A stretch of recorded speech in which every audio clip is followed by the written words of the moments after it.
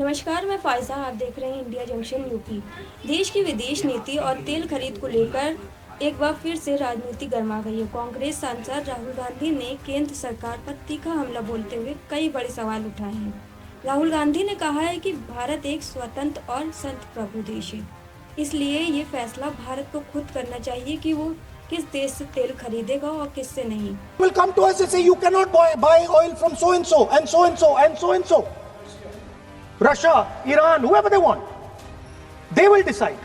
Our prime minister will not decide. उन्होंने सवाल किया है कि भारत की ऊर्जा जरूरतें भारत तय करेगा या फिर अमेरिका की मर्जी से फैसले किए जाएंगे। राहुल गांधी ने अपने बयान में ये भी कहा है कि भारत को मुनाफे का व्यापार करने से रोकने की हिम्मत अमेरिका को किसने दी। उनके मुताबिक भारत की विदेश नीति और आर्थिक फैसले पूरी तरह से देश के हितों को ध्यान में रखकर होने चाहिए, न कि किसी बाहरी दबाव के कारण। And if India buys oil from anyone they do not want, they will punish us.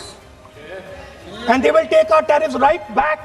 इसके साथ ही राहुल गांधी ने प्रधानमंत्री नरेंद्र मोदी को निशाना साधते हुए कहा कि जब भारत के हित में और स्वाभिमान की बात आती है तो सरकार को मजबूती से खड़े होना चाहिए। उन्होंने सवाल किया कि क्या भारत के हित और स्वाभिमान को दांव पर लगाते समय सरकार को जरा भी शर्म नहीं आई।